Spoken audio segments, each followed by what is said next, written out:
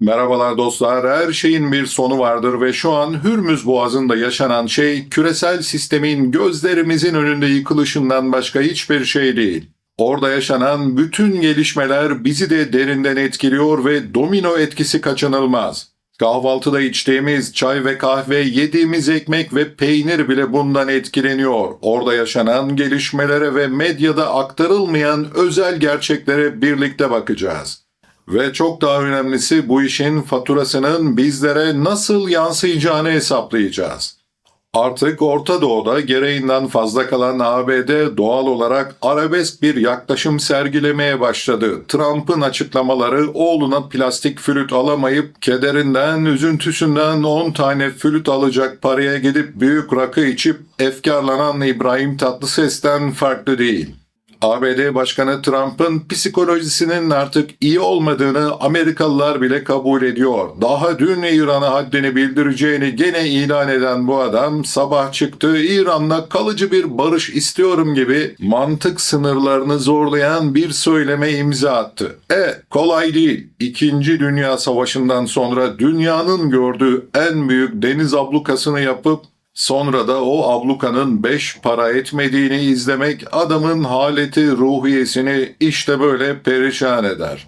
Trump asıyor, kesiyor, kendince kükrüyor ama elektronik harp sistemleri taşıyan bir Çin gemisi Washington'ın ilan ettiği deniz ablukasını Pentagon'un emirleri sadece bir tavsiye metniymiş gibi ciddiye almadan dünyanın gözü önünde aheste bir tavırla yararak geçiyor. Bu bir kaza değil, düpedüz çok açık bir mesaj. O mesajı okuyamayanlar da bir sabah uyanıp bildikleri dünyanın neden artık yerinde olmadığını anlayamayacaklar. Yine çok özel bir analizle karşınızdayım. Her zamanki gibi sizlerden ricam abone olarak, videoyu beğenerek ve kısa da olsa bir yorum yazarak bana destek olmanız. Yapacağınız her etkileşim son derece değerli ve önemli. Yapan herkese teşekkürler ve uzatmadan devam ediyoruz. Şimdi baştan başlayalım ve biraz geriye saralım. 28 Şubat 2026'da ABD ve İsrail İran'a karşı çok büyük bir askeri kampanya ve savaş başlattı. Bu kararın doğruluğu tartışılır ama sonuçları tartışılmaz. İran yıllardır söylediği şeyi yaptı ve Hürmüz'ü kapattı. Sadece 34 kilometrelik bu boğazdan dünyanın tükettiği petrol ve gazın 1/3 geçiyor dostlar. Kapanınca petrolün varil fiyatı 126 doları gördü. Dünyanın en büyük denizcilik şirketleri Maersk, Hapag ve Lloyd MSC bölgedeki operasyonlarını askıya aldı. Normalde günde 138 geçiş olurken bu rakam %10'un altına düştü. Küresel tedarik zincirleri çatırdadı, gübre fiyatları uçtu, kırılgan ekonomiler Türkiye gibi diz çöktü ve çökmeye başladı. Bakın, bütün bunlar aylar değil haftalar içinde oldu. Ne kadar kırılgan bir sistemde yaşıyormuşuz değil mi? Bir avuç dar geçide muhtacız. İşte tam bu noktada Türkiye devreye giriyor ve tabii bizimkiler nasıl devreye giriyor onu da inceleyip konuşacağız. Enerji ithalatında dışa bağımlı bir ekonomi olarak Türkiye'de Hürmüz'deki her sarsıntı doğrudan enerji faturasına, sanayi maliyetine ve o meşhur enflasyon baskısına dönüşüyor. Yani bu kriz uzaktaki bir deniz kavgası değil, doğrudan cebimize dokunan, yemeğimize, soframıza, her şeyimize el atan bölgesel bir sarsıntı. Ankara'nın bu gerçeği ne kadar idrak ettiği ise bilemiyorum, orası çok tartışılır. Washington yerinde durmadı tabii. 13 Nisan 2026'da ABD Merkez Komutanlığı 2003 Irak işgalinden bu yanaki en büyük deniz gücünü bölgeye yolladı. 3 uçak gemisi, taarruz grubu, 21 savaş gemisi, 100'den fazla hava aracı, 10.000 asker. Abluka resmen İran limanlarına girip çıkan bütün gemilere uygulanacaktı. Sarıların Trump'ta Truth Social'da yasa dışı geçiş ücreti ödeyen hiçbir gemi açık denizde güvenli geçiş bulamayacak diye astı kesti. Sahiden sormak istiyorum, aranızda hala Trump'ı ve onun saat başında değişen söylemlerini ciddiye alan kaldı mı? Bu adam hakkında ne düşündüğünüzü de yorum kısmına yazarsanız sevinirim dostlar ve devam edelim. Ama işin komik tarafı bu devasa askeri güce rağmen sahada işler pek öyle yürümüyor çünkü Çin ve Rusya devreye giriyor ve abluka mı? O da ne der gibi gemilerini ve uçaklarını gönderiyor. Çin petrolün %40'ını Hürmüz'den ithal ediyor ve İran'ın ihraç ettiği petrolün %80 ile 90 arasında bir yüzdesini alıyor. Tabi resmi kayıtlarda Malezya menşeli görünen gemi hareketleriyle. Sahte bayraklar, manipüle edilmiş transporterlar ve gemiden gemiye transferlerle yaptırımları patır patır herkesin gözü önünde delerek. Bu bir tesadüf değil dostlar. Devlet politikası 18 Nisan 2026'da Harmony adlı Çin konteyner gemisi üzerinde dikkat elektronik harp sistemleriyle Hürmüz'ü geçip İran'ın Bandar Abbas limanına yanaştı. Bu belgelenmiş bir olay. Ondan önce de yaptırım altındaki bir Çin tankeri ablukanın ilk saatlerinde boğazı böyle tenha bir şekilde geçti. Pentagon abluka çok etkili oluyor diyor ama BBC abluka yürürlükteyken en az 4 İran bağlantılı geminin de oradan elini kolunu sallayarak geçtiğini tespit etti. Hiçbir Çin gemisine çıkartma yapılamadı, el konulamadı, vurulamadı. Burada yetişkinler gibi düşünelim. Bu bir abluka hatası değil. Bu Çin söz konusu olduğunda Amerikan deniz gücünün sınırlarını gösteren bir tablo. Amerika'nın o gemileri durduracak kapasitesi yok mu? Elbette var ama bir Çin gemisini durdurmak sahte bayraklı küçük bir tanker çevirmek kadar kolay değil. Bu hiçbir nükleer gücün tırmandırmak istemeyeceği bir çatışmanın düğmesine basmak gibi. Pekin bunu biliyor, Washington bunu biliyor, Pentagon'un ekranlarına bakıp hesap yapan analistler de biliyor. Soru Amerika durdurabilir mi değil, durdurmanın bedelini ödemeye hazır mı? Şimdiye kadar cevap bedel çok yüksek. Çin bu özgüvenle hareket ediyor çünkü arkasında bir mimari var. 48 filosu, 2 destroyer, bir fırkateyn, bir ikmal gemisi. Ekibin 2025'ten beri Batı Hint Okyanusu'nda Cibuti üssü yakınında konuşlu hazır bekliyor. Hürmüz'e yüzlerce deniz mili uzaklıktalar ama orada oldukları mesajı bile bölgedeki bütün aktörlerin hesabını değiştiriyor. İşte stratejistler buna duruş gücü diyor. Ateş etmeden rakibin davranışını değiştirmek ve korkutmak ve işin elektronik harp boyutu var ki bu 21. yüzyıl savaşının kalbi. GPS karıştırma, uydu navigasyon manipülasyonu ve GNSS jamming ve spoofing, İngiltere deniz ticaret operasyonları raporları, Körfez'de elektromanyetik alanın aktif bir şekilde manipüle edildiğini ve delik deşik edildiğini belgeliyor gösteriyor. Gemiler füze ve mayın riskiyle değil, aynı zamanda navigasyon sistemlerinin şaşırtılmasıyla da karşı karşıya. İşte böyle bir ortamda elektronik harp sistemleri taşıyan bir Çin gemisi elini kolunu sallayarak geçiyor. O artık sıradan bir ticaret gemisi değil, bir istihbarat platformu. Amerika'nın bölgeyi kontrol etmek için kullandığı sistemler hakkında sürekli veri toplayan bir laboratuvar. Bunu Amerika Birleşik Devletleri de biliyor ama eli kolu bağlı ve gık diyemiyor, çaresizce izlemek, tükürdüğünü yalamak zorunda kalıyor. Kendini dünyanın patronu sanan bir süper güç için ne kadar acı bir durum. İbrahim Tatlıses'in flütü gibi. Gelelim ekonomik boyuta ve Türkiye'nin o muhteşem her krizden fırsat çıkartma becerisine. Bakalım. Hürmüz'de trafik normalin %10'unun altına düşünce gemiler Ümit Burnu'nu dolaşmak zorunda kalıyor. Transit süresine 10-14 gün ekleniyor. Bu da yakıt, sigorta, zaman ve işçi ücretli olarak katlanıp gidiyor. Denizcilik şirketleri bunu fiyatlara yüklüyor. O fiyatlarda son tüketiciye yani size, bana, kredi taksitini zor ödeyen aileye, market bütçesini kısmaya çalışan vatandaşa binlikçe biniyor. Türkiye'de enerji ve lojistik maliyetleri yükseldikçe de sanayi üretiminden gıda fiyatlarına kadar her kalemde ağır bir baskı oluşuyor.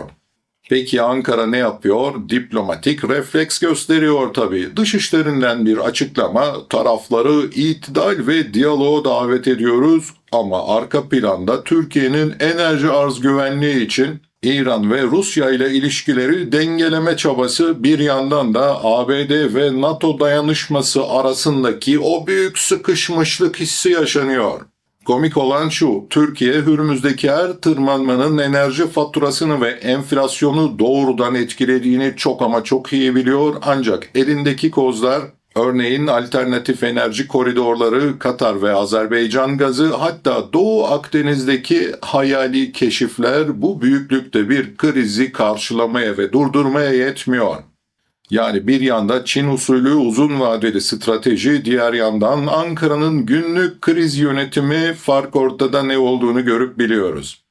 Peki Çin bu süreçte ne yapıyor? ABD Hazine Bakanı Bessent, Çin'i güvenilmez ortak olarak suçluyor, çünkü Çin stratejik rezervlerini serbest bırakmak yerine İran petrolünü indirimli toplamaya devam ediyor. Bu sorumsuzluk değil, sabırlı, disiplinli özel bir strateji. Çin, Washington'ın kısa vadeli baskı takıntısı içinde unuttuğu bir gerçeği biliyor ve herkese gösteriyor. 21. yüzyıl jeoekonomisinde sadece enerji rezervleri, sadece piyasa malı değil, strateji en büyük silahtır. Bu arada petrodolar meselesi de var ki işin can alıcı noktası burası dostlar. İran abluka öncesinde Boğaz'dan geçiş için gemi başına 1 milyon doların üzerine ücret istemeye başladığında bunu dolar yerine yuan ve kripto para üzerinden yapıyordu. Pekin'de biz ikili anlaşmalarla işlemleri yuan üzerinden yürüteceğiz deyince Amerika'nın en hassas sinir başlarına dokundu. 1970'lerden beri çalışan petrodolar sistemi ABD'nin dolara küresel talebi ayakta tutmasını ve borcunu finanse etmesini sağlıyordu. Petrol sistematik biçimde yuan üzerinden işlem görmeye başlarsa Amerikan finansal hegemonyasının temeli aşınır, bir günde değil ama bir daha düzelmeyecek şekilde aşınır, tıpkı bugünlerde olduğu gibi. Washington'ın 3 uçak gemisi grubunu boğaza yığmasının nedeni yüzeysel dış politika analizlerinden çok daha derin. Mesele sadece petrol değil, dolar dostlar. Amerikan yaşam tarzını finanse eden para sistemi çöküyor. Kısaca ABD'liler için Amerikan rüyası ve tatlı hayat uzun süre önce bitti. Peki İran bu tablonun neresinde? Pasif bir piyon değil, kendi stratejik mantığı var. Pakistan'ın arabuluculuğundaki İslamabad görüşmeleri de başarısız oldu çünkü talepler uzlaşılmaz. Washington İran'dan boğazı açmasını, nükleer programdan vazgeçmesini ve güvenlik tavizleri vermesini istiyor. İran'da zenginleştirilmiş uranyumdan vazgeçmenin tartışma dışı olduğunu, adamlar haklı. Abluka kalkana kadar da boğazın devrim muhafızlarının kontrolünde kalacağını net ve kısa bir biçimde izah ediyor. Bu bir pazarlık açılış pozisyonu değil, varoluşsal bir mesele. Çin ise bu kilitlenmeyi izliyor, manevra yapıyor ve kendi hesabına ilerliyor. Kriz sürdükçe indirimli İran petrolü alıyor, depoluyor, batılı şirketler riskten kaçtıkça lojistik avantaj kazanıyor. Petrol fiyatları da yükseldikçe rakiplerine karşı avantaj elde etmeye devam ediyor. Ayrıca ABD Körfez'e gömüldükçe Çin'in Güney Çin Denizi gibi başka sahalarda ilerlemesi için de alan açılıyor. Scarborough Shoal'ı bloke etmesi dikkat kaymasının ne kadar stratejik kullanılabildiğini gösterdi.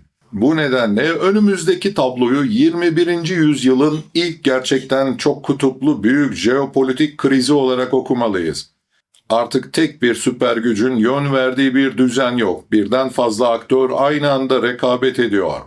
Amerika Çin'i tam yönlendiremiyor, kontrol edemiyor. Çin İran'ın tercihlerini belirleyemiyor. İran küresel piyasanın tepkilerini kontrol edemiyor. Piyasada en kırılgan ekonomilerdeki insani sonuçları durduramıyor. Asıl mesele büyük medyanın çoğu zaman görmezden geldiği bu ablukanın küresel güney üzerindeki insani etkisi.